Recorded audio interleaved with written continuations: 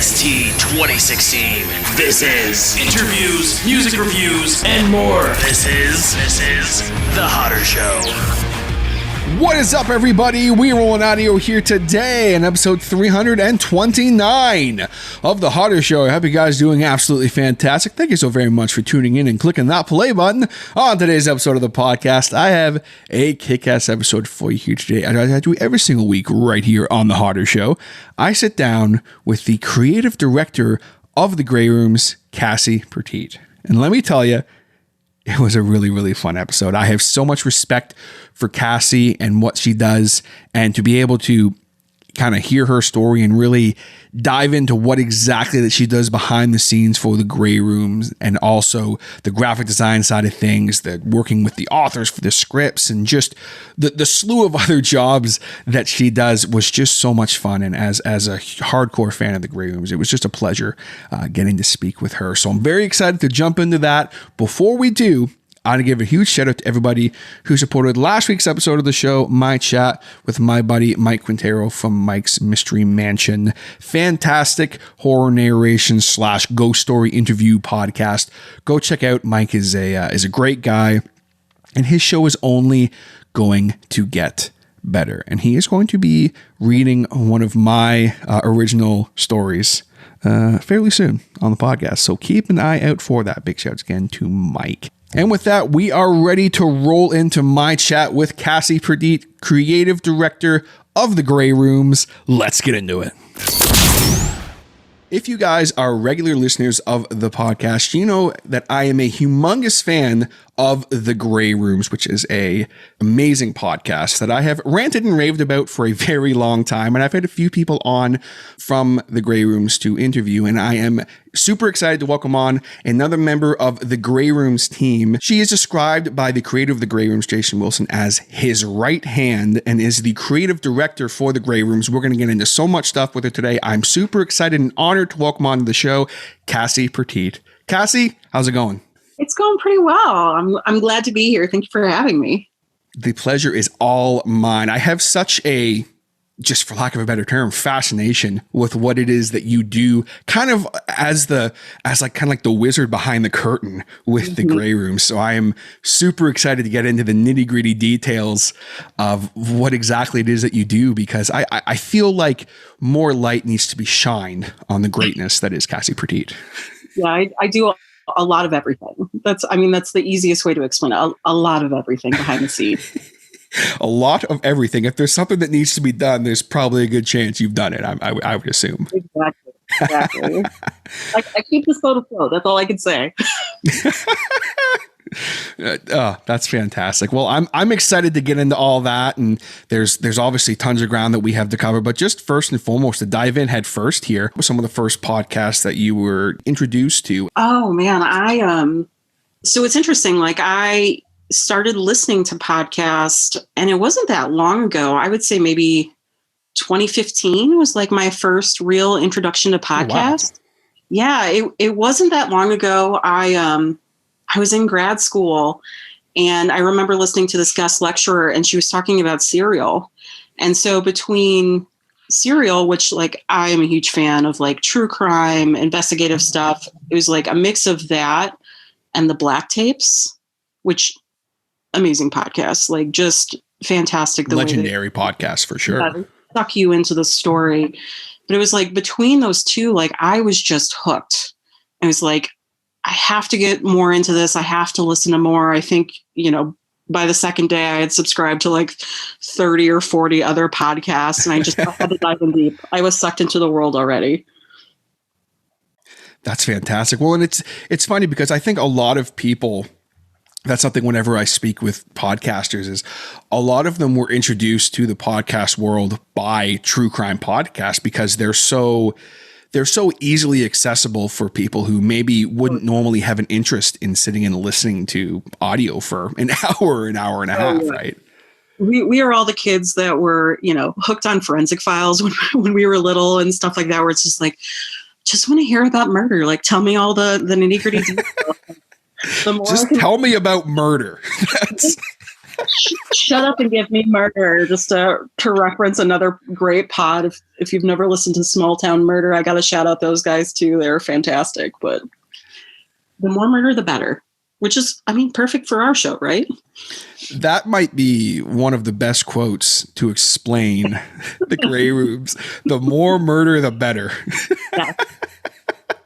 So as you're getting into these true crime podcasts, did you, like, aside from the ones you mentioned, was there any in particular that you heard that you were kind of like, man, like, I'd really love to be involved with this somehow? I mean, I always got really sucked into the stories. I mean, I think true crime is such a great segue into that, because it's like you get so invested into the way it's like everything starts out fine in the beginning. And the more you continue and progress and you listen to these relationships between, you know, the two people involved in, you know, in the murder or whatever, but it's so fascinating to see how they go from 1 to 100 very quickly, and they progress that story along. Right. So it's like, I was always really gripped by that, and just the storytelling involved. And even with podcasting, it's like if you're a longtime listener to a certain podcast, like you get really attached to the host, you really get attached to the way that their voice sounds, and then the way they tell the story. You just get hooked in a second. So it was like the more I listened, the more I just wanted to be involved with something. It's really like, even if it's a nonfiction podcast, the people that are reporting on this, they really are almost like characters, right? And it's like, there's some podcasters I've spoken to who, something will change in someone's life and they'll have someone who's a co-host will have to leave or something like that. And they find that there's just like, man, like it's just not the same without these same two characters, so to speak, who are reporting on this. Like, it really is truly like just presenting something as almost like a fictional story, but it's very much based in reality, right? Oh yeah. And it's like, the longer you listen to a podcast and you go through their seasons, and some of these investigative ones, it's like you can hear hundreds of episodes, and not only are they telling you the story of what's happening, but it's like you get little bits of their life too. You see them through the years. It's like, I keep thinking about, I see this meme all the time where it's like, oh, you need to go out and get some friends. And it's like, I have friends. And it's like, he plugs in podcast. Like, these are my friends. What are you talking about? I was told a long time ago from a dear friend of mine. They said, like, I'm like, oh, hey, like, it's been a while since I've seen you. How you doing? And they're like, oh yeah, I guess it has been a while. I'm like, well, what do you mean? It's like, well, I listen to your podcast every week. So like, I feel like I'm hanging out with you, but like, really, I'm not. And it's funny how even like when I would speak to, like, say, like when I spoke to Jason for the first time, it was like, oh yeah, it's Jason. I know Jason, but it's like, no, I don't. Like, it's so, you just almost feel like, oh yeah, I know these people because I've listened to their podcast for a year or for a couple years. And it's such a weird disconnect when you finally link up with those people sometimes, right? Oh, 100%. 100%. Because it's like you said, it's like you're getting a glimpse of them in the studio, in their office, in their space, and they're talking to you. And it's just like any other normal human interaction. It's like you're listening to them tell you a story. You're listening to your best friend in a way, like talk to you about something else that they find fascinating. Like there's true connections in podcasts that people might not realize, but hit that subscribe button and join us for the ride. Like, we're all friends here. Exactly. Well, and that's what's so fun about this world and this podcasting community. Like, there are some people who I have connected with that, I mean, one of which, my dear friend Josh, shout out to Josh from Still Loading Podcast. I consider him one of my dearest friends. And like, I've never met him in person before, and I'm probably never going to. That's just reality. But it's like, he might as well live on the other side of the world from where I am. But we have this connection because we linked up through podcasting, and within this community, like, there's so much really wonderful friendships that can be had with people who you can start bonding over podcasting or whatever. And the next thing you know, it's like, oh wow, like, I know things about your life outside of podcasting, and we'll link up to play games or whatever still. It's like, that's such a cool thing that can happen, right? Oh, 100%. And it's like, even if I think about Arthur and some of our other authors, it's like, it's one of the things I love about our Discord too, where it's like, you have that connection where it's like, you can actually go and you can talk to these people. And like you said, join them in on a game, talk with them, have conversations, talk about writing. And we're building friendships. That's what our podcast does. It's building friendships along the way. It's building friendships with the soundtrack being squishy death. Oh yeah. Squishy, gross sound effects. And it's not Jason Wilson unless it's squishy soundtracks. In fact, there's sometimes I'll read submissions and I'm like, okay, this one's extra squishy, so Jason's gonna have it.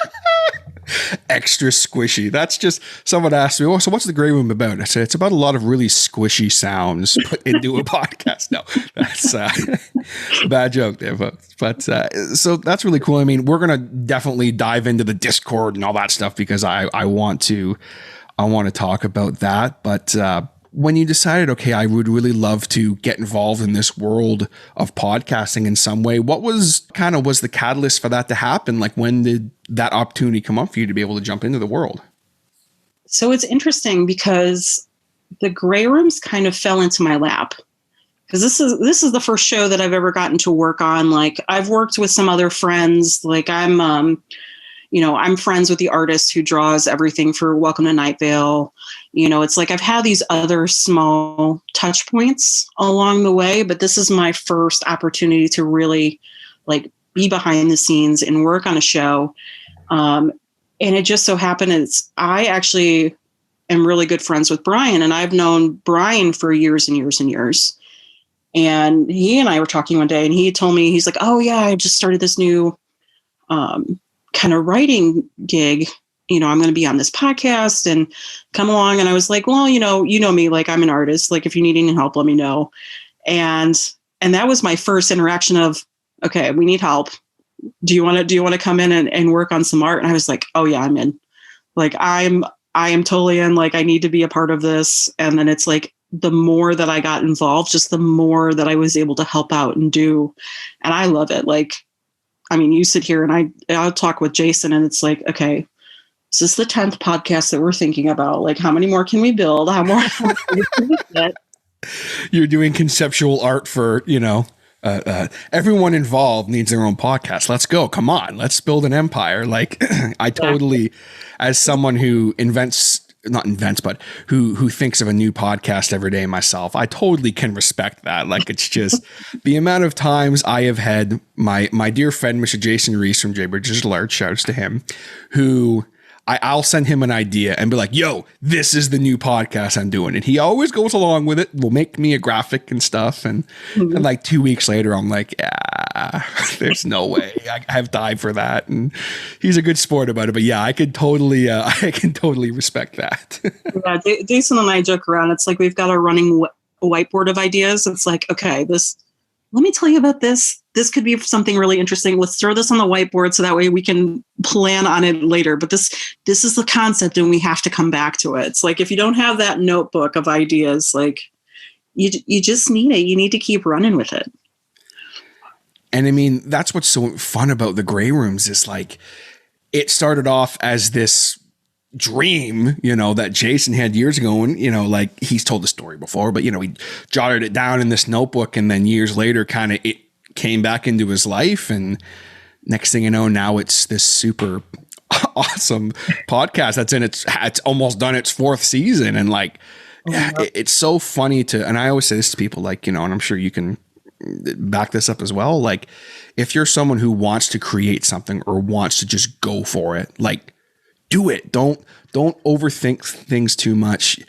Sometimes it's good to have that whiteboard, so to speak, to have, okay, here's this idea. If you have an idea, jot it down, but always come back to it and always push for it, because you can really make something magical sometimes. Oh, 100%. And it's like, so even outside the show, like, I create a lot of artwork. Like, I've shown in a lot of galleries. I've done things all over the world. And it's like one of those situations where it's like, you just have to go out and try.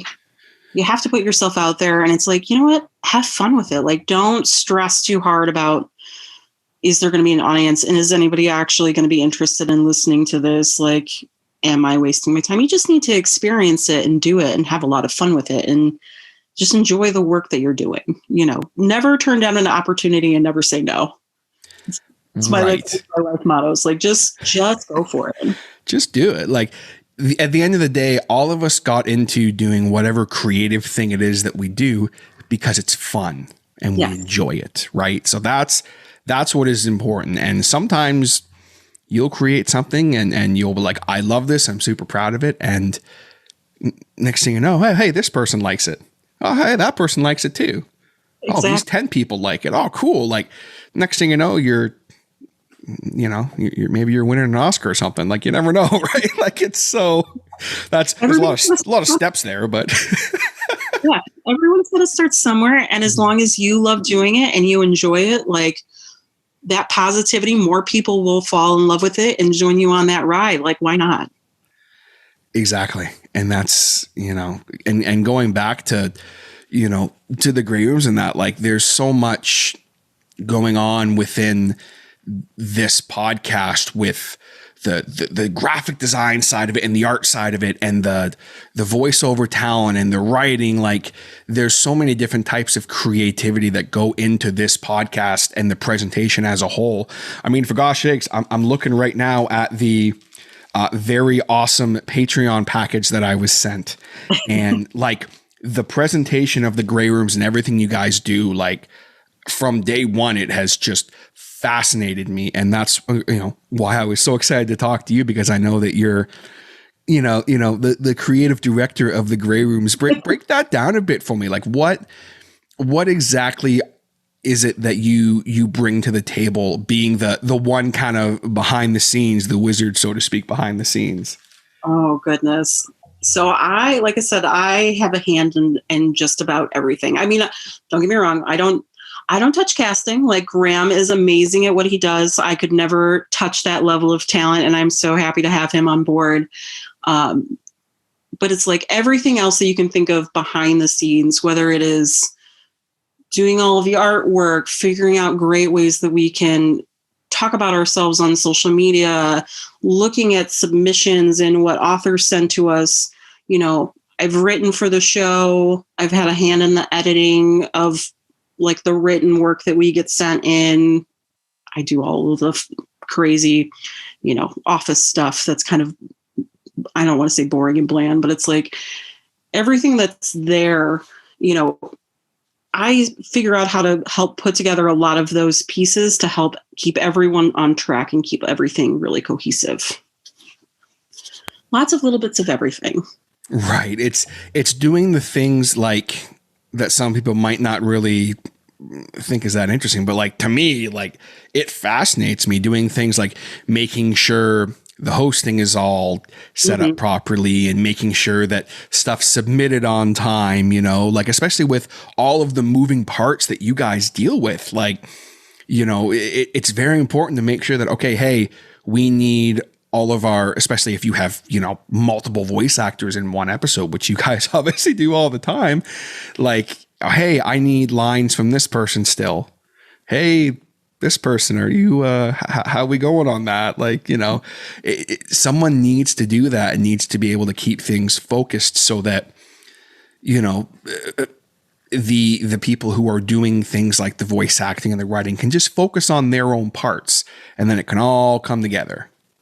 Yeah, it's like, if I look at just the author side, like, I'm one of their first touch points that they have as an interaction with the show, helping them after they, get submitted and we approve it and we're like, okay, this is the perfect scene. This is the perfect setting. Like, we love this. Like, I work a lot behind the scenes too, where it's like continuing to work with the author, working on blogs, working on helping tell their stories as authors. So that way, when it gets to the point where scripts go out to Graham, and Graham gets audio and he takes it back to Jason, like, I help connect a lot of those dots to make sure that a lot of those pieces help fit together. Right. It's almost like looking at things as a whole and being able to be like, okay, this piece will go here. This piece will go here.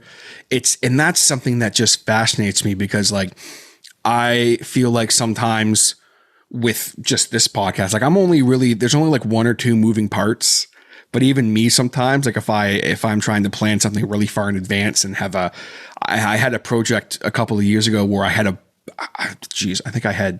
was about a 4-hour long podcast in which I had a bunch of people on for like separate interviews. And even just scheduling that, I was like pulling my hair, and I was like, man, I wish I had someone to be like, hey, can you like reach out to this person and talk to this person and make sure they're good for this? And like, I have such a fascination with what you do because it is not an easy job. And I would imagine sometimes when things maybe aren't going the way they're supposed to, it's like, okay, I got to really buckle down and kind of crack the whip for lack of a better term. I always joke it's like herding cats. That's the best way to describe it. Is, let me make sure that I connect with Graham and see where he's at here with this audio. Let me talk to Jason and see what page he's working on so I know how far along this episode is. Okay, I know Jason sent this off to JM to write such an amazing score for it. Let me poke at Brooks and see where he's at in getting the next author in line for, his behind the door interview. It's fun, and you have to be very organized in order to make sure that all the chaos makes sense. Because I feel like at times that's kind of what it would be. It's just chaos, especially if you're doing all of this. You're also, like you said, you're dealing with submissions and dealing with authors. And that almost feels like a whole other job to me, like just dealing with, okay, this person sent this in. I need to read through it and maybe critique certain scenes. Can we maybe change this, that? Like that almost feels like a whole other job in itself. It kind of is, but it's also really fun. Like I said, I'm one of the first people that when a submission comes in, reads through it, and it's like, I want to get that tone and I want to hear that voice, and there have been a couple of times where we've gone to authors and we're like, we love this story, we love this script, but we need to tweak a little bit of this section. Can we talk about editing this a little bit? Can we figure out better ways to talk about sound? I always think that's one of the fascinating bits too, because it's like, I've written stories, I've had things published in the past, and you always look at as an author as, I'm going to write a scene and you're going to listen or think about the way that the characters are thinking about what's going on in the time. You might put them in a setting and you might get them to that certain point, but a lot of it is like internal dialogue. So it's when you switch to an audio format, you have to think about that scene as a whole. Like, what is the atmosphere like? What are they in? What is the struggle that they're dealing with? Does it have enough squishy noises for Jason for him to be very happy? So it's like when I read through submissions, like I'm always looking for those kind of details too, because it's like I know when it comes to Jason's part of it, like he is just absolutely amazing what he's doing, and he can make you really feel like you're in a room, the fly on the wall. And it's like I want to be able to really find those stories that I think that he's just going to have a lot of fun with. Right. But if the author can have, say, something like, oh, the person walks up to the ocean and they can smell the salt air and they can feel the breeze, and like it's those kind of like those descriptive things, words, right? Mm-hmm. Really build this scene and build this world so that then Jason can go in and kind of do his thing. It makes things easier, I would imagine. Oh, 100%. Like, some of my favorite episodes of his, like, if I think about Bad Harvest from Mark Towse, right? Like, that's one I go back to and I listen a lot, because it's like Jason built this scene out where it's like you can hear him walking through the cornfield and the grasses, and the way that Jason has layered the sound, like you really feel like you're listening to these grasses crinkle around you. And a lot of times, like I said, if you're just writing, written prose that, okay, someone's going to pick up a book and they're going to read my story, and, their imagination is kind of filling in those gaps. It's like, you have to think about it in a completely different perspective to know, like, okay, this is not a visual medium. We need to figure out how to build that scene so people really get like pulled into the story. Right. And that's something that's very much the theater of the mind. Yeah. Right. And I don't think a lot, like the average person doesn't always have those thoughts where it's like, you know, I'll listen to some, and this isn't a disrespectful thing or anything on some people, but I'll listen to like, say, some horror story narrators, and I'll listen to them throw in sound effects. And sometimes I'll be like, oh, like, oh, I would have done this here or this section here. And like, I know just from speaking with Jason, like, there are some things where it's like, oh, I'm going to add this here. I'm going to add this here. I'm going to add this here. And, you know, I think it was something that he said while I was watching him edit one time. And he said, you know, he says, guys, you know what really makes me mad is when I listen to an audio drama or something and someone is outside in the blowing wind and then they enter a house and there's no wind sound at all. It's just gone. He's like, I mean, you'd still hear the wind. Like it's such a small detail. And I remember him saying that. Now it's just like, my mind is blown. Like I was just like, he's right. 100% right. And it's like, I mean, there's so many good stories that he's done where it's like, you hear like rain hitting a window pane or something. It just builds such a, you know, a much more immersive experience for the listener, I think. Like you really feel like you're that fly on the wall and you're actually in it, like watching the scene. And that's what I love about our show is like, it's not just us telling stories, but it's us building these environments that people get sucked into. And I mean, that's, as someone who is genuinely a fan of the Grey Rooms, like what pulled me in immediately was, yes, obviously the stories are fantastic that you guys are offering, but then also it's that immersiveness that is just like, it was unlike anything I ever experienced when I first heard the Grey Rooms. It was just like the little details, the little things that he would throw in or little subtleties in the story. It's like, there is so much going on here and there is so much detail. And as the show has progressed over the seasons, like that has just gotten even better if that was possible. And I know that it does have a lot to do with you with going over these scripts with these authors and stuff, because, you know, if some of those details weren't in there, even with the voice actors, right? If they're reading a line and it's like, if you want them to emphasize a certain word or something, you know, like if that isn't thought about, maybe the performance wouldn't quite be the same. So like what you do is very important on that aspect as well. Oh yeah. And that's where Graham works his magic too. Like Graham, you know, I may work with the authors on that side of things and making sure that the scripts are where they need to be, having communications with them. You know, I did a lot of editing last season. You know, Graham is on that flip side where it's like, he really works with the actors and it's like he goes through and he listens to every bit of audio that comes in. And I know that there have been times where he's come back to them and he's like, can you just re-record this one line? Like, we just want to make sure that this is pronounced this way. Like, how can we talk about it? Where can we put the emphasis on it to like really make those lines pop? Mm-hmm. You know, and I think it's that attention to detail that comes into our show where it's like, it just builds such immersive experiences. Oh, definitely. I mean, there are times, listen, there was a point where I had to stop listening to the Grey Rooms at work because I would like just be listening and I would just get lost in the moment sometimes. And I'd just be standing there, like staring at a wall, just listening to like whatever is going on. And, you know, I'd have someone walk by me and be like, what are you doing? I'd be like, huh? Like, what? Where am I? Who am I? Like, it's just, I was fully lost in the Grey Rooms. I hear that a lot. And we see that in the reviews a lot too, where it's like, I have to stop listening to this at work. I just can't get anything done. I get sucked into it so easily, or, you know, it makes their rides to work so much better, you know, or they have to make sure it's like certain episodes. Okay, we can't listen to this right now. Like I remember, I think it was on our Discord reading one where it was like, I knew this episode was coming and I had a dentist appointment right afterwards. So yes. I knew I had to do it because I would not be able to go into the dentist's office if I had listened to this beforehand.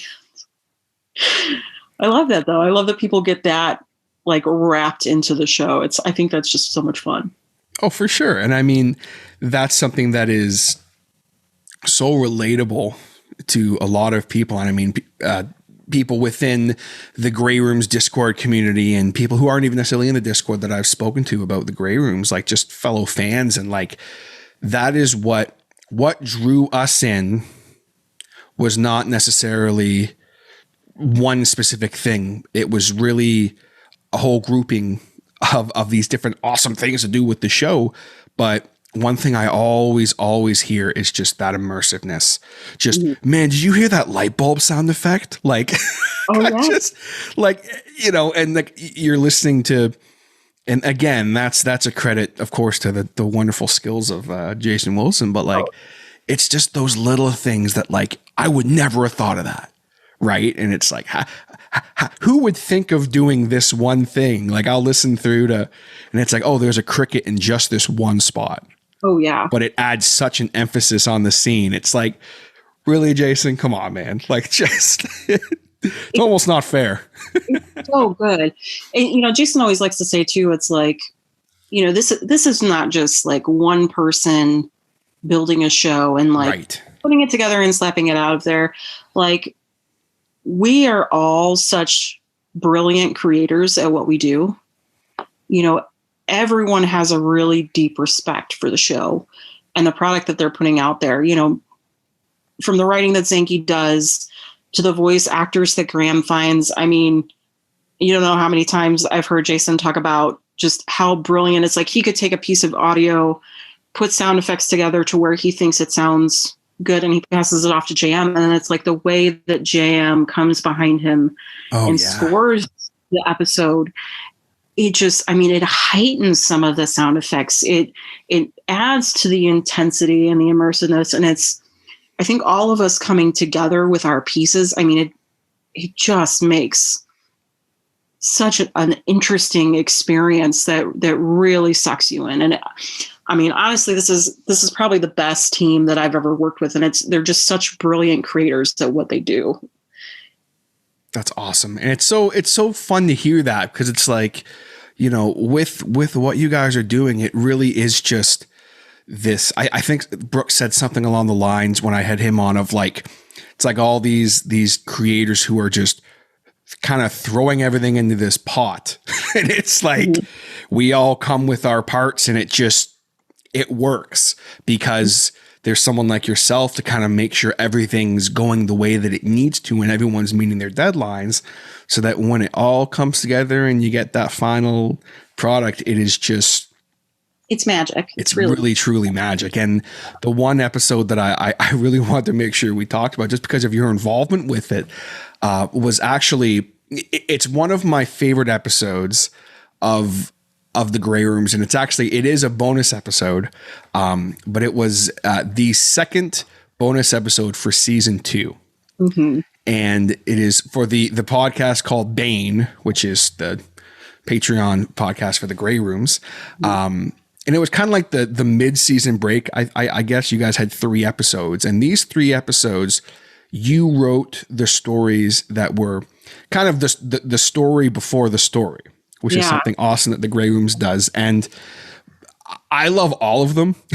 These 3 episodes are some of my favorite. But man, this particular episode was... That one was so much fun. Yes, it was. Just the actual story itself, which is a reading of The Raven by Edgar Allan Poe, which is, I'm a giant mark for that.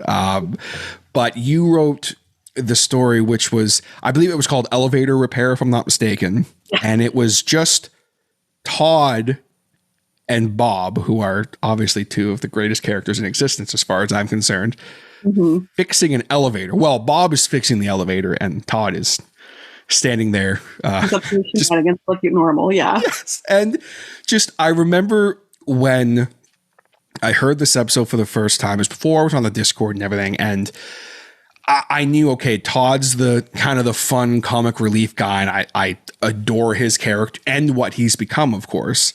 Mm-hmm. But it's like, I didn't think I'd ever, I guess, see Bob in that light too, where it's like, oh yeah, Bob can kind of be in this fun little role as well. Where did you get the idea for that, to be like, let's kind of explore what this would be like?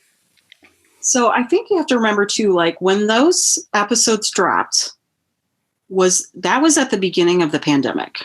Right. That's when everything had just started shutting down. People were stuck in their houses. They couldn't go anywhere. And, we were like, well, let's put together this. We called it the free month of Patreon. Let's show our listeners like some of the fun things that you can kind of listen to if you get the peek behind the scenes, and go from there. And a lot of the Patreon content that Brian had been writing previously were these really funny skits, like really funny different views of the warden, that really, things that you wouldn't expect when you listen just to the main show. And so when we came into those episodes, I was like, well, first, all 3 of those bonus episodes center around Todd in a different way. I wanted to really take that character and say, let's put the spotlight on him and have a lot of fun with him. Like, I know we can throw some really fun things to Alistair. And there was I can't remember, it was like an episode or 2 before that. Samantha had to take the stairs. She couldn't take the elevator because the elevator was broken. And I was like, well, let's just explore that moment for a minute. Let's let Todd in all of his glory pester Bob into repairing his elevator, the love of his life. And let's just have a lot of fun with it because, in some ways, Todd is going to get on Bob's nerves. And of course, Todd had initially been set up in those early Patreon episodes as kind of the warden's pet.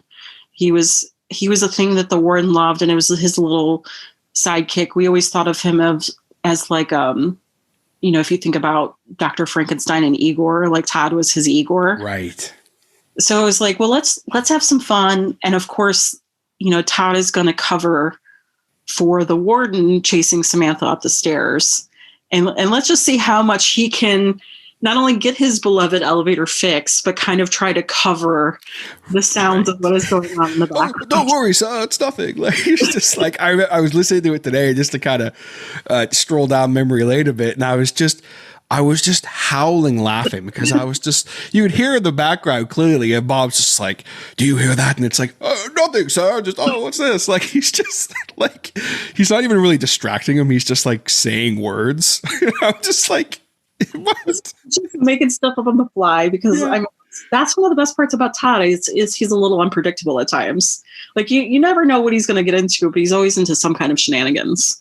Like, and he's always going to try to protect the warden because that's his guy, Right. He's the warden's pet. And hearing something I didn't catch the first time that I'm so glad I listened to it again today because I had to sit down. I was laughing so hard. For some reason, I didn't catch when Todd is talking about the wrenches. He mentions he says that, I'm paraphrasing this obviously, folks, but he says something about how he enjoys the 1/4-inch wrench because he likes how it sits on his knob or something like that. And I just started laughing. I'm like, did he just say that? And yeah, he did. And it's as Todd as it gets. I mean, you can't have Todd with a little, without a little sexual innuendo at times. Like you've got to throw it in there and just crack a joke when you can. And just the idea too of, like I said, coming into such a dark situation in the world where everyone's like stuck. Like I had to give them some humor. I had to make sure that I could put tons of little jokes in there that it's like, if you listen to this over and over, like you're going to catch more and more jokes the more times you listen. Yes. I mean, I'm proof of that. I didn't, for some reason, I don't know why. I guess I was so fixated on like what Bob was doing. I didn't catch that joke the first time. And I've listened to that episode a lot. So there's a lot of times like I still go back and listen to it just because it's like between what Graham and Alistair did with those characters. I mean, it's just hilarious. It makes me happy every time I listen to it. If I could just have Graham and Alistair as Bob and Todd just like narrate my life, I would be, or providing commentary for my life. Oh, yeah. Everything would be brighter and sunnier and just the best kind of like little bits of torture, a lot of comedy and just the banter between the two of them. I mean, I would love that too. I would love for them to narrate my life. It'd be amazing. it's just fantastic. But also in that episode, what was so cool was the actual narration and performance of the Raven. Like, I mean, I'm a huge nerd for the Raven story, and that, without a shadow of a doubt, is my favorite version of the Raven, is that version that you guys did. And hearing you involved in that as the ghostly voice of Eleanor, like, or as Lenore, excuse me, who's Eleanor? As Lenore, not Eleanor, was really cool to hear, because I remember, like, I had heard that and I was like, that's Cassie, like, that's so cool, because I knew you as the graphics person and the person behind the scenes. So to get involved with that in such a really cool role was so fun to hear as a fan. Did you have the idea for that, or where did the idea to first off do the Raven come from? And was that something that Jason approached you about, or how did that come to be? So actually it was kind of the reverse, actually, because so Bane has been, this little love child of Jason's for the long time. It's, it's the podcast within the podcast. He actually goes through, a lot of times he'll find, just good creepypastas or things that he think might make really interesting stories to tell, and a lot of them are voice recorded by him. It's something that's quick thrown together. There's not a lot to those episodes. And so he actually came to me and he's like, you know what? I think I'm going to do the Raven. He's like, do you mind being Lenore? And just, there's just a couple lines, just throw me something interesting. And I think I recorded those lines like 10 times, maybe, in just different ways that I could, soften my voice or try to make myself sound really eerie. Like, I just wanted to make sure that I got that great ghostly sound in it. Well, I mean, you nailed it, because when I was first listening to that, the first out of like 600 times I've listened to it, I remember the feeling of just like discomfort, because the only other times I had heard that story narrated was, it was not as, it wasn't an audio drama format, right? So to have that voice of Lenore in such a way, it was just like, oh my gosh, this is just giving me chills listening to this. Even thinking about it now, I'm getting goosebumps just thinking about the performance that you guys did on that. Like, it's utterly incredible. Has there been, just to put you on the spot a bit, any other talks about you maybe getting involved in voice acting at all more? Or? So actually, it's funny you say that, because I have another Bane episode queued up on my computer that I need to sit and record. It should be really fun. But I actually get to play a murderer in it, so it's going to be a whole different spin on what you would normally hear from me. So okay, yeah, it should be fun. I'm not going to give away too many details, but it's a lot of fun. That's I am very excited to hear Cassie as a murderer. That's because who doesn't want to play a murderer once in a while? You know what I mean? Like, just we need more murder in our life. It goes back to true crime. Like, it's a more murder makes us all happy. Yeah, murder makes everyone happy. Squishy sound, stabbing, whatever, whatever Jason can do to stab meat or whatever is however he makes a sound effect sometimes. Oh, I mean, there's such a funny story there. He was doing Convenience Shopping by Marked House, which was our pre-season 1 episode here for season 4. And I remember him telling me stories. He's like, I could not find the right sound effect for this. And I really wanted to get that meat slapping on a counter sound. So he literally started pulling steaks out of his freezer and just slapping them up on the counter, trying to make sure that he got the right sound there. And we were joking with Hale. We were like, how can we turn this into like a video skit of just Jason beating his meat? So Jason beating his meat.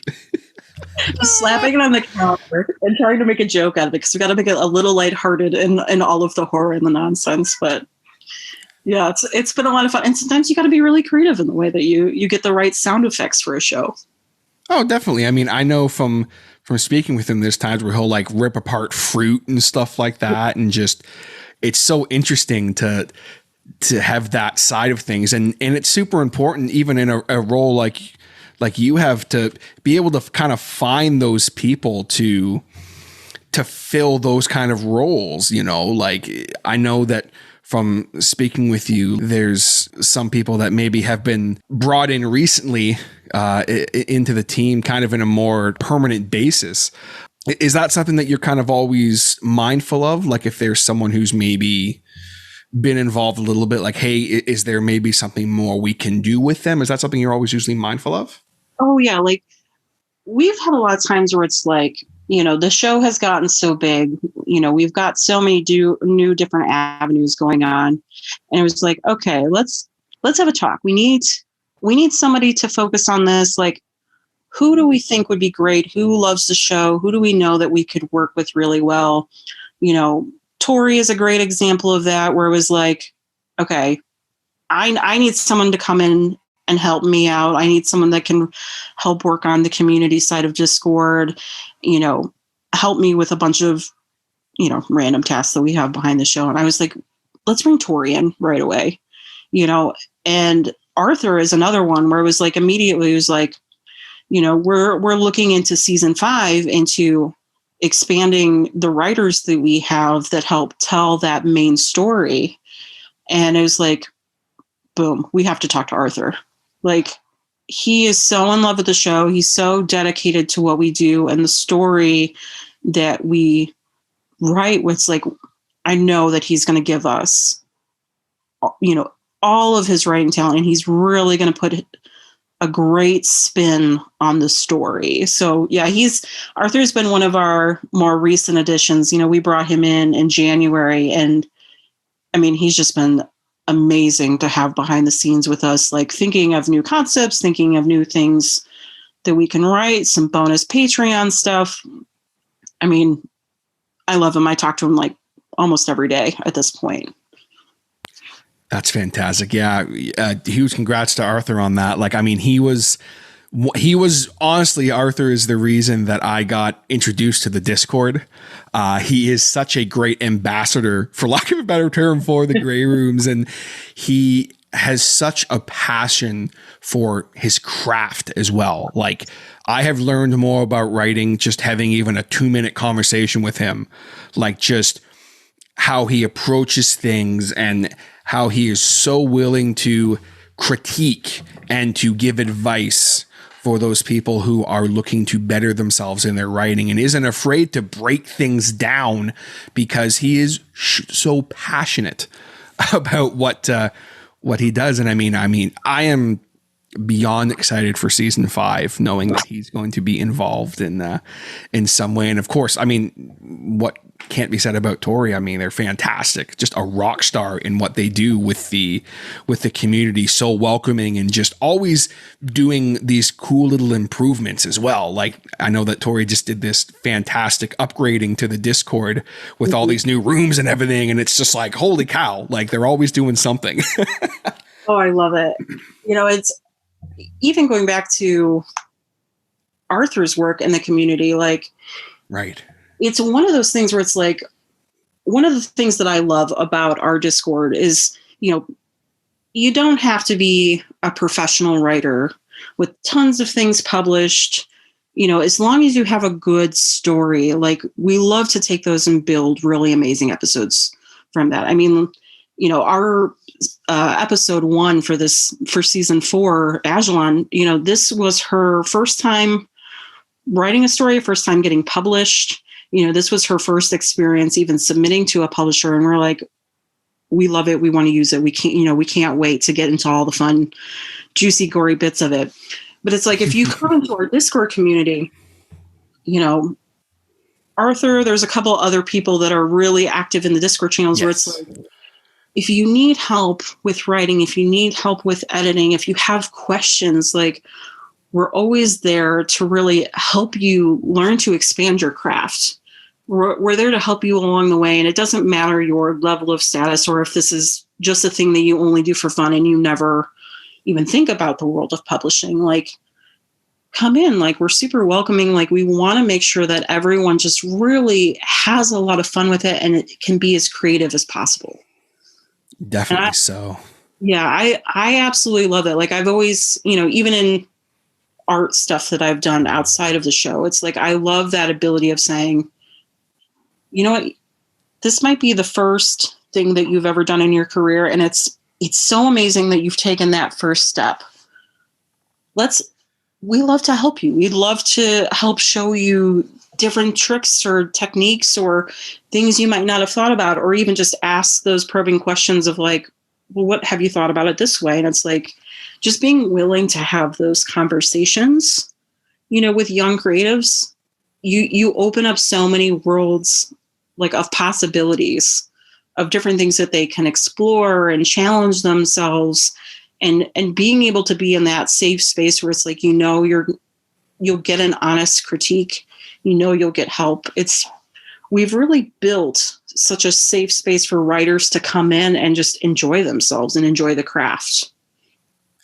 For sure. And I mean, that just having those people that can give you that, an honest critique, not just, oh, it's great, but it's not for us. It's like, hey, not that it would be that bland, obviously, but just to wrap it up, like, with what you guys are doing, it's like, hey, maybe this story won't work for the gray rooms, but it's a great story. Here's a couple things. Like, have you maybe thought about doing this? Have you maybe thought about, like, I know from myself, like something I sent Arthur, like kind of on a whim. It was like, I remember he sent me back like just this, and it was a quick edit. He sent me back this thing that had like all these points, and it expanded my mind so much. I was like, I just learned more in 5 minutes than I have in like 30 years about writing. Like, holy cow. Like, it's just like, what? And it's so good to have that, because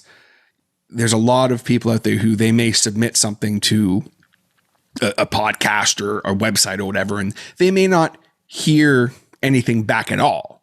Yeah. Right. So it's awesome to have that. And just speaking on this with submissions and things of that nature, if I'm not mistaken, the submission deadline for season 5 is coming up for the Grey Rooms, if I'm not mistaken. Yeah. Submissions close on April 17th. So make sure that you turn them all into me so I can read all the magic. But even outside of what we do for the normal show, like I said, we're working on building all of these extra podcast experiences. We're opening our submissions up even wider.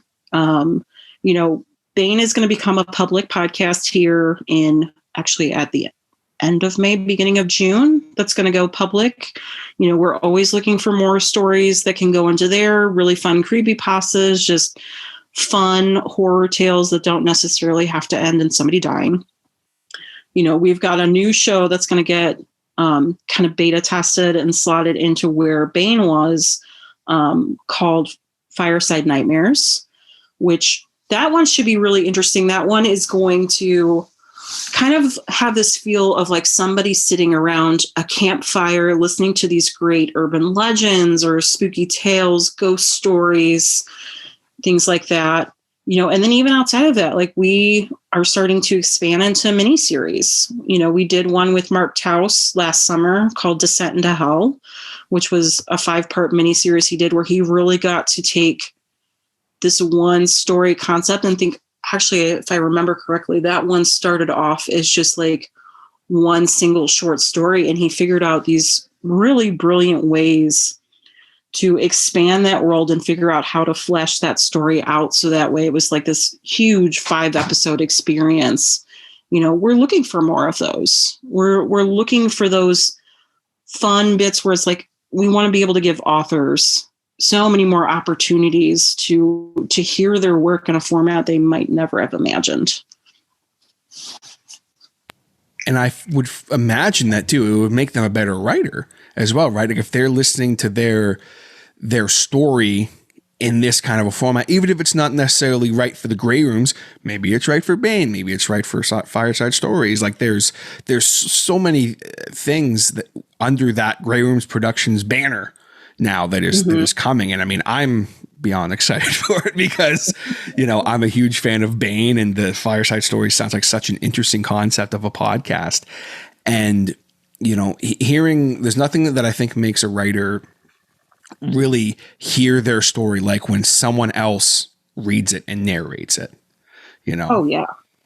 I mean, if you think about traditional publishing, you write a story, you put your words to paper, it'll go through the hands of an editor and everything to get published. But it's like you don't have that experience of going, okay, now I get to hear what the reader actually thinks about my story or my book.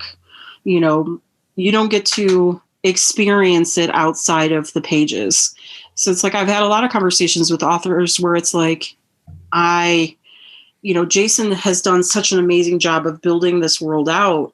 It's like, it's perfectly what I imagined when I was writing it. And it's portrayed in such a different way that I think even authors are getting that opportunity where, they go from that disconnect of just writing to like getting the opportunity to experience their work again and living through it. And it's opening the world of publishing up in my perspective. Like we're giving authors more languages to use in a way. Definitely so. And there's really, truly nothing like speaking with authors who have had, stories turned into episodes of the Grey Rooms. Like there's nothing quite like when you're listening to an episode of your story told in this way, and it's just everything is exactly how you pictured it. It's just, and sometimes maybe it's not the way you pictured it, but it's almost like, I like this better. That would be such a cool feeling to experience. Oh, I know. It's, Mark Taus and I talk quite a bit, and I know every time he gets to hear one of his episodes, he's always blown away, just the scale and the proportion that a story gets when you listen to it in that format. Like I said, it almost helps, I would imagine, the creative juices flow even more, because it's like, okay, now what other things can I put together? What other crazy scenarios or more squishy noises or environments can I think of and imagine that can get turned into these experiences? It opens people's eyes, I think, to the world of writing. Right. And at the end of the day, folks, it all comes back to those squishy noises, right? Like just let's be serious. That's what is the most important thing of the Grey Rooms, is how many squishy noises can we fit into an hour or so episode? 100%. Part of me, I wish Jason kept the tally. Like I would love to be able to do that. The squishy sound tally. Squishy noises. You built the world up this way. Oh, that is absolutely fantastic. And I mean, that's, what else is there to say about the Grey Rooms other than just, nothing like a good murder story and squishy noises. Well, we all need more murder in our lives. Exactly. A safer, non-threatening kind of form of murder. We're not actually bringing you the knife to your house, but we're putting it in your ears. We're not bringing the knife to your house, but we're putting it in your ears. I like that. That's got to be a t-shirt. Come on. Well, speaking of t-shirts and things like that, I wanted to make sure we talked about, obviously, your work in the kind of the graphic design and artistic side of the Grey Rooms. Like, I mean, what is your process for creating some of these just stellar cover arts? And this season, honestly, like there's been some of my favorite ones from this season. So even from like a really young age, like I've always been a really avid reader, and there's something about book covers that it's like, if it doesn't pull you from the second that you see it, like you may not pick that book up off the shelf. So when I started this project, I kind of came in on that lens. Like I do design and stuff in my day job, but it's like, I wanted to be able to make sure that it's something that grabs you, something that is really gripping. So I'll go in, before I start the next episode, and I will reread a script, even though I've been over it 100 times before, have had a hand in editing, worked with the author, everything else. It's like, I always go back, I reread the whole script, and I look for those moments where it's like something that's really biting, something that's really engaging, something that's really going to draw you in. And I figure out the best way that I can pull images and build up layers and really portray that moment.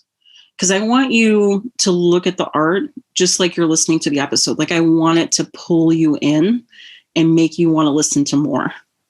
And if I think that's a good testament to authors too. It's like you're building out those layers.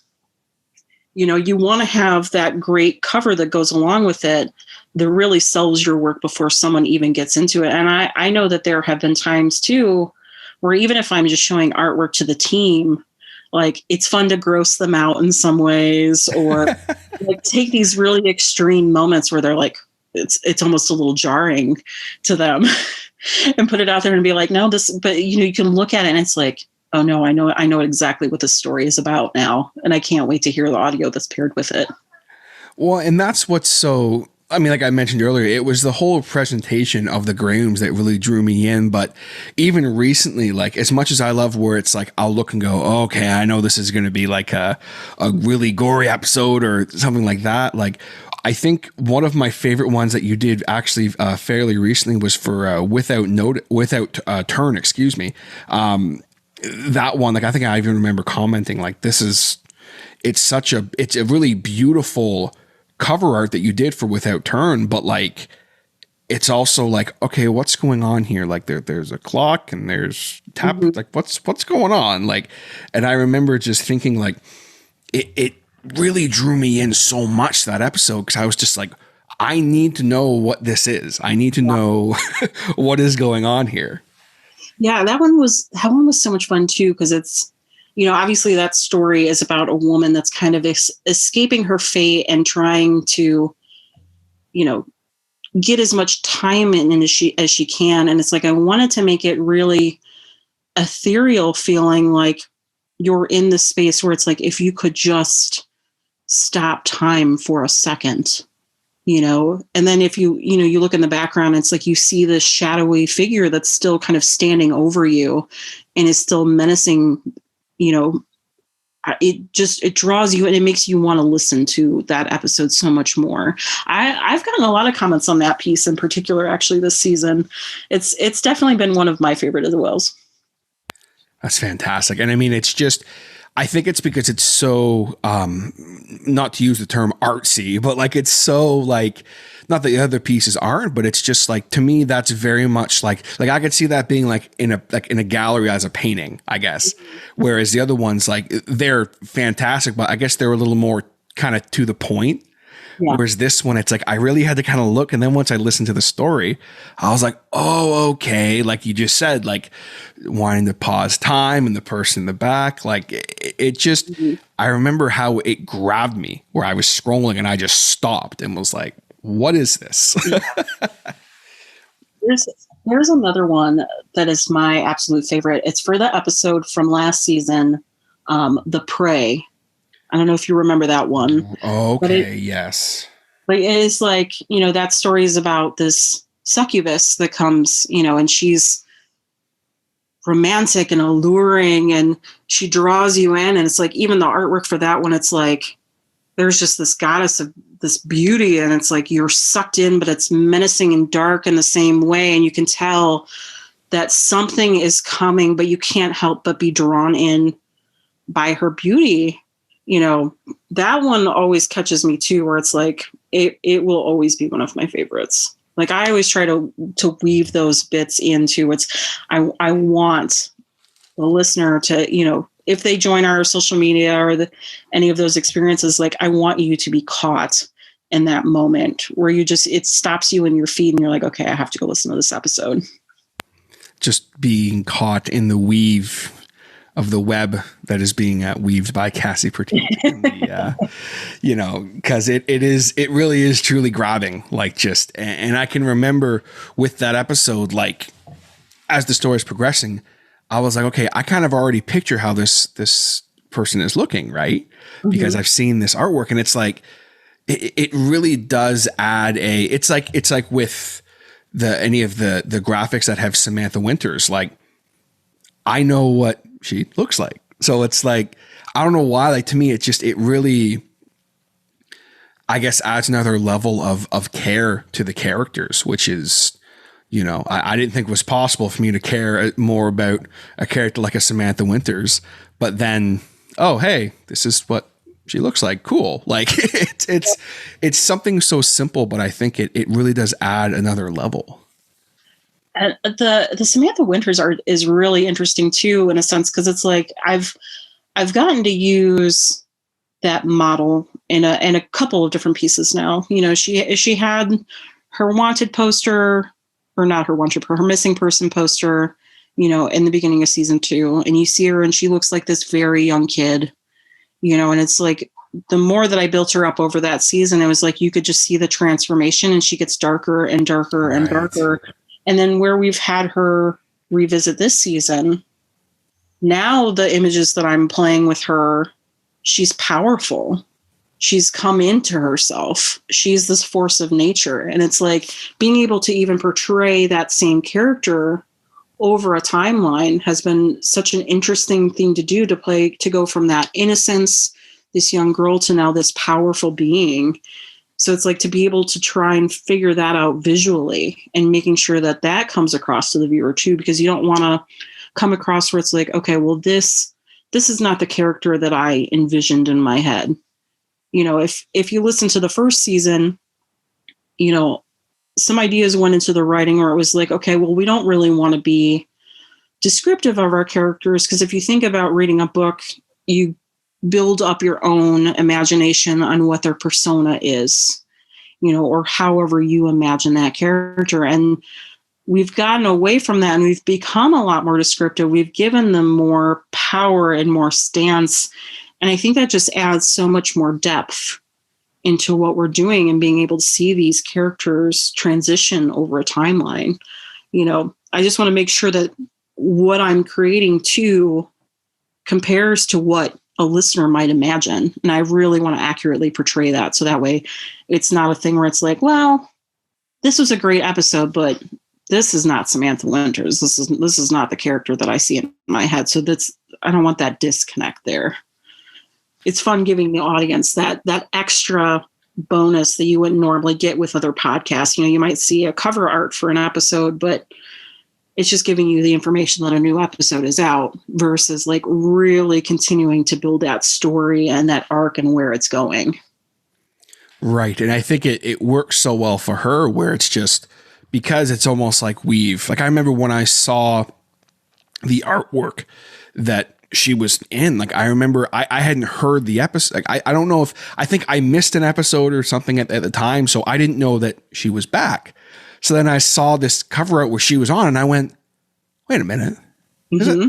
So then I immediately freaked out and went back, and like, I was like, I need to stop what I'm doing right now and go listen to this and make sure I'm all caught up. Cause I'm like, it's so, and like, I'm like, she looks like she's this badass. She has a sword. Like, what's going on? Like, you know, and it was so cool as a fan. And as someone who, you know, really loved that second season, like, just to see her come back and to see how she's, like you said, how she's really grown into this just powerful being. Oh yeah. In fact, the one that you were talking about, that was even a Patreon teaser. So it's like, I almost feel like that was more of a tease for the people that only listen to the public feed. Cause it's like, she's coming. And this is not the Samantha that I've heard in the past. Like, what is she doing? Why is she here? Like, I'm so excited to dive into that episode now, but yeah, I love her as a character. Sarah Ruth Thomas will be one of my favorite narrators for forever and all time. So it's like, if I can give her that power in the art instead of just listening to the voice, like, I've done my job well.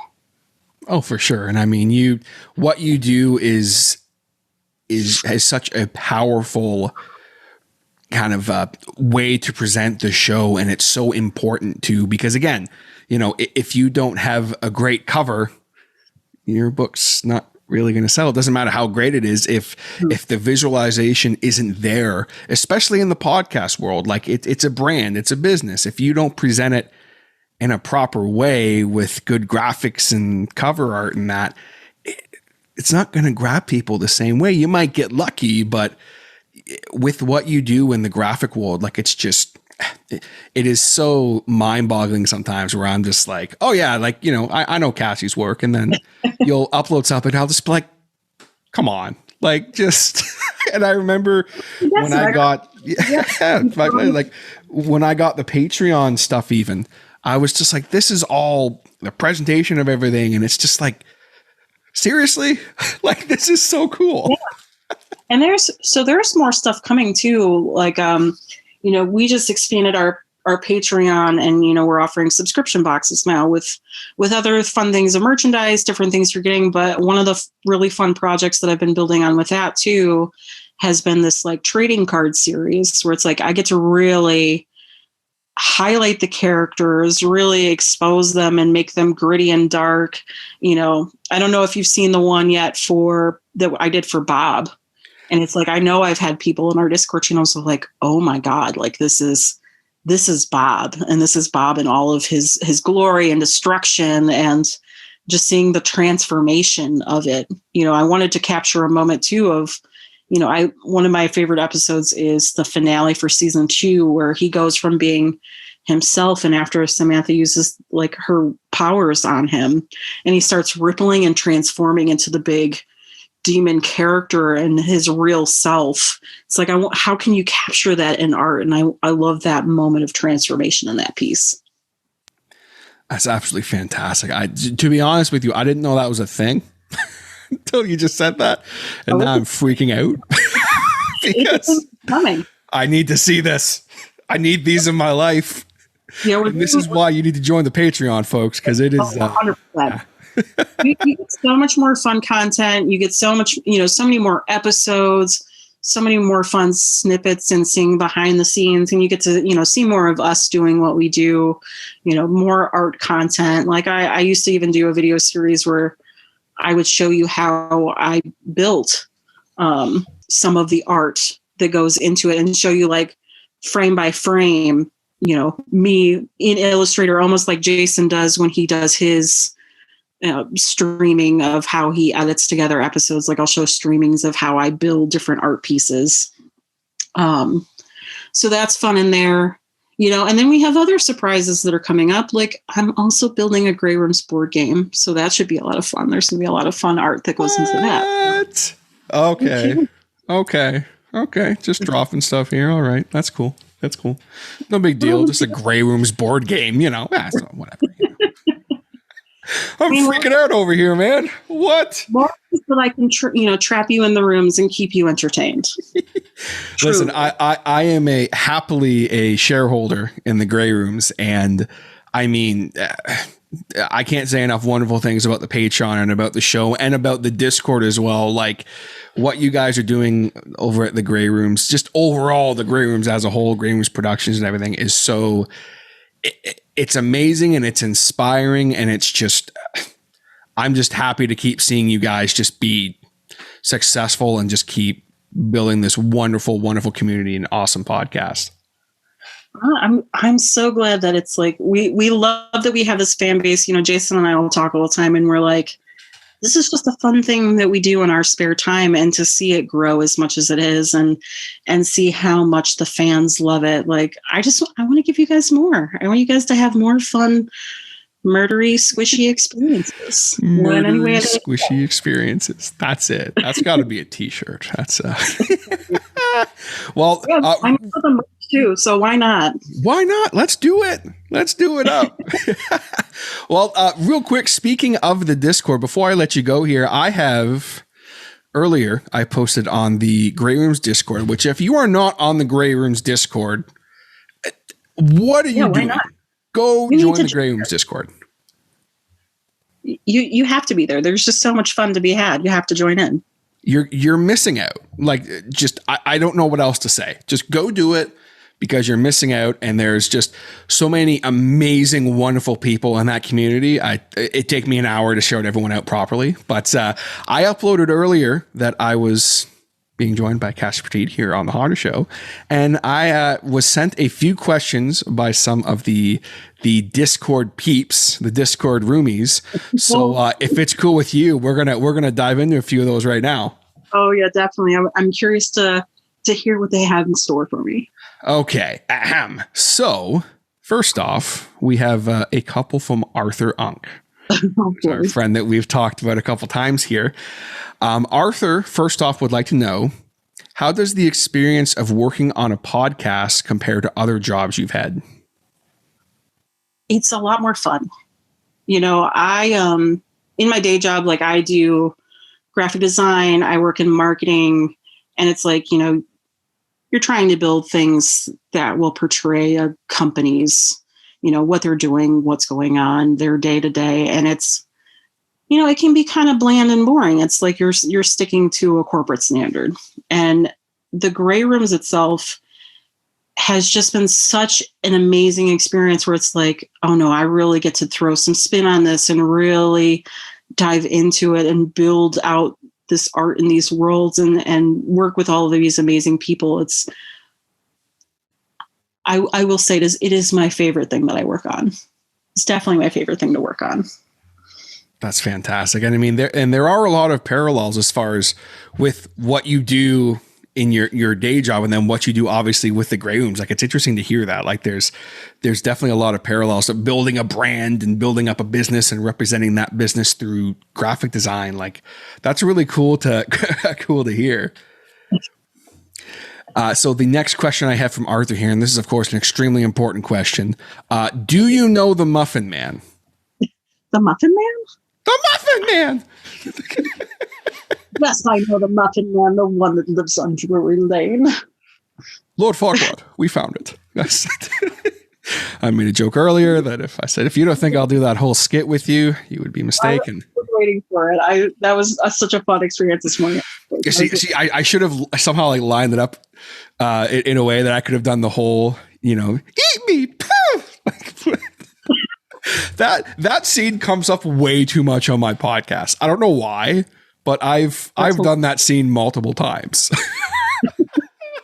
We're playing in a Gray Room experience where next thing you know, it'll be a crazy episode where it's like a gingerbread man coming around and eating all of the characters or something fun. But we'll figure out how to turn it into a room. Listen, Arthur, buddy, get on it. I'm looking at you, kid. Come on. Please. Yeah, I need to read the story. It has to happen. Get on it, buddy. Come on. So the next couple of questions I have here is from Eric. He would like to know, how do you keep everything straight / organized? We know that you do a lot for us, but what's kind of your method of just organizing all of this chaos and herding the cats, so to speak? I always say, and I do this in my day job too, like, you got to keep organized. You got to have a lot of communication with your team. You need to see where people are at. If they're struggling, what can I help with? And just, don't be afraid to jump in. Building out a lot of spreadsheets helps as well. But just as long as you have great communication with your team, like, all of the pieces fall together in line. So having us be organized has just made everything a million times easier. And it's fun to kind of also be able to go and have touch points with and talk with the rest of my team and be like, okay, what are you working on? Where are you at? Like, I would love to know. Hey, Jason, is that audio done that needed to be done tonight? He'll give me updates where he's like, I've got 5 pages left. I'm in this. Like, I've had calls with him where he's like, go to page 5. And do you think that this is a car door or a door for a house? So, like, even little moments like that, it's like, no, I think this reads more as like a barn door being opened. So let's figure out the right sound that we can put in there. It's like, okay, well, let's find a barn door. And then he'll sit there and find the right barn door with the right creak. Just the right amount of delay, Oh, that's awesome. That's fantastic. And it's important to know that too, right? Because a lot of people might be interested in hearing that. Like, sometimes it's literally is just communication. The communication is the key. Any job that you have, as long as you're communicating with your team, you're building the best product. That's the best way that I can put it. Just make sure that you're talking with everyone, make sure that you're open and willing to talk and let people know, even if you're having an off day and you're struggling, communication is key, and then everything can stay organized from there. Oh, for sure. For sure. Another super, super serious question that we have here from a doozer. They would like to know, in your opinion, and this is a very important question, how often do you question your life choices when reading the Discord? Every single day. Every day. It's a lot of fun though, and even some of the ridiculous times where it's like people just honking, like just honking all day. It's like, honk. Those are the fun bits though, and it's like one of my favorite things to do too is like, if you catch it, if you look close enough and you look back through the art, or like I built the website, like if you look through the website, like I like to hide Easter eggs and things. So I am listening, and the things that you guys are talking about may be featured somewhere else if you can find it. So keep that in mind. I am always lurking. Needs more honking, guys. Let's do it. More honking. I better see a goose somewhere like on that.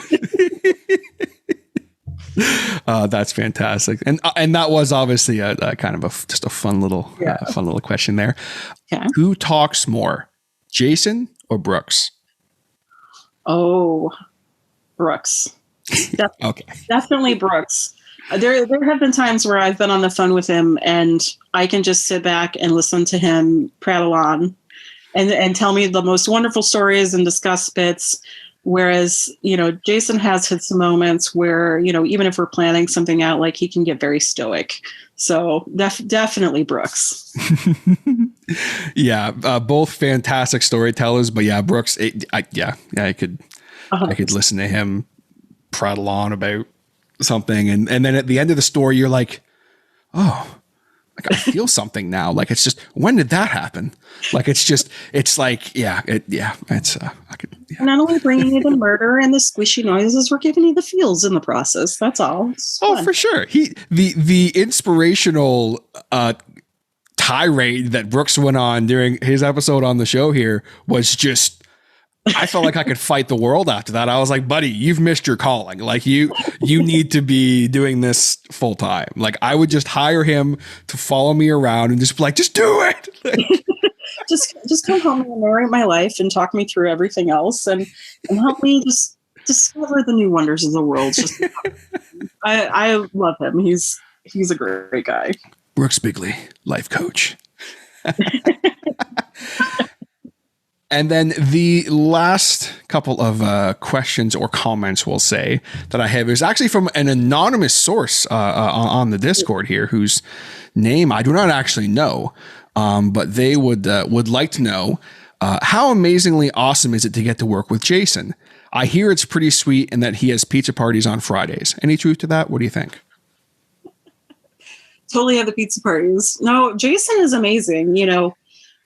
It's one of those things where it's like I came into this show, not knowing him, and he and I have grown such a friendship over the years, even outside of the work that we do. He's a fantastic guy. He always talks about how I'm his right hand. He's my left hand. Like he's just a great person to have in your life, and just so creative in the way that he produces episodes and puts everything together. Even episodes, what was the name of the one? Interminable Buzz. Like, I know like there have been moments where I've called him afterwards, like even listening to that episode, I was like, I was listening to this in my car.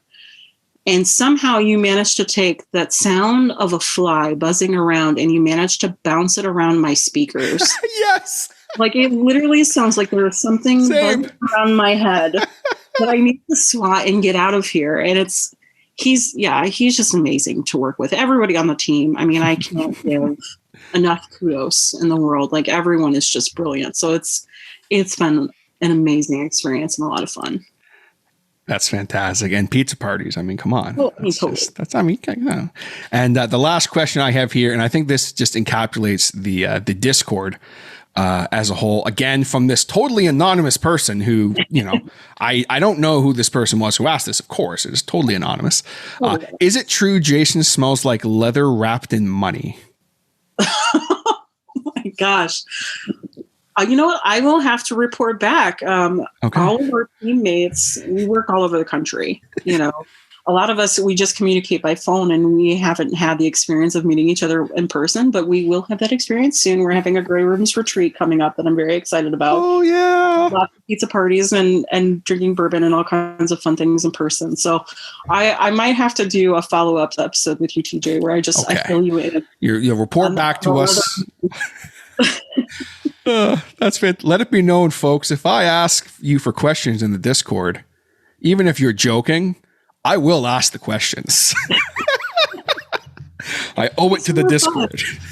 We owe it to the Discord. We do everything in life for the listeners and our Discord community. I mean, they are amazing, and we love having everybody involved. So yes, make all the jokes you want. You'll get a lot of us commenting back and giving you in return. So be prepared. We will joke and tease with you back and just have a lot of fun. It's a wonderful community, a wonderful podcast. And, it's been so great getting to talk with you, Cassie. I knew this was going to be just a super fun, interesting conversation. And I can't thank you enough for coming on and for being so candid and taking the time to come on and chat with me tonight. Yeah, this has been amazing. Like I said, we'll have to chat more on Discord, and everybody else join our Discord and join the conversation. This has been a lot of fun.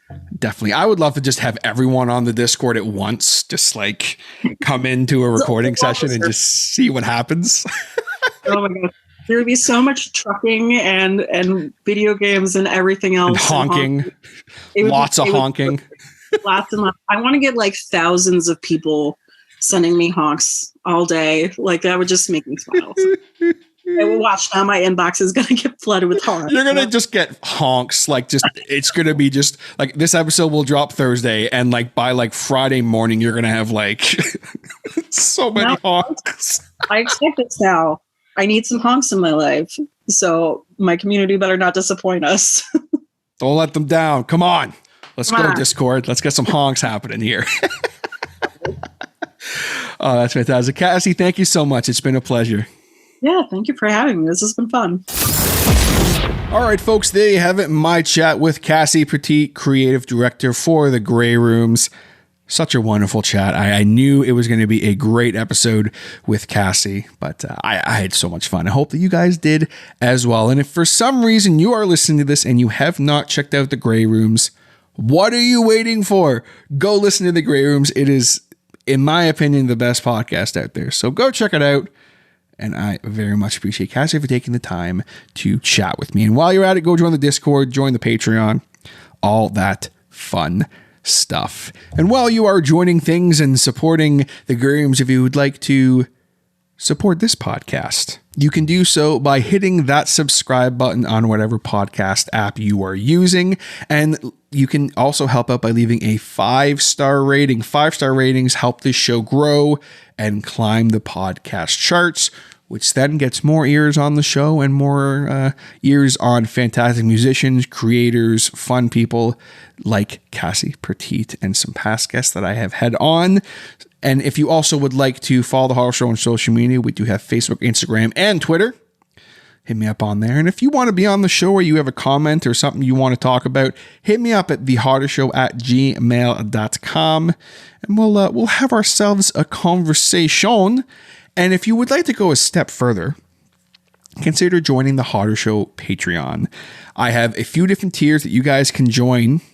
I have the $1, $5, and $10 tier that is in USD currency. So Canadian, it's a little different there. But I got a lot of fun stuff coming for the Patreon. I have actually decided to launch a new show that's going to be very different from anything else I've hyped. And I'm not even going to hype it. I'm just going to drop it and be like, here you go. And to get that content, all you need to do is join the $1 tier. And then I'm going to also have another show that is going to be in the $5 and above tier. So go check that out. I'm going to start doing live streams and all that kind of fun stuff, behind the scenes videos and things of that nature.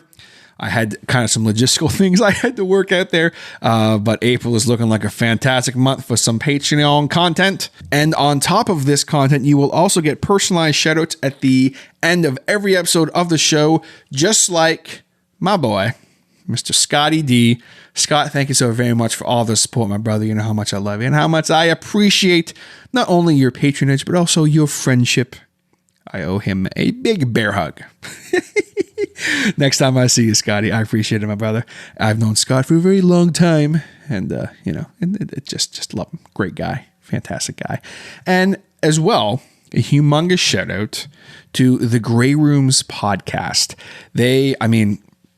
What can I say I haven't already said?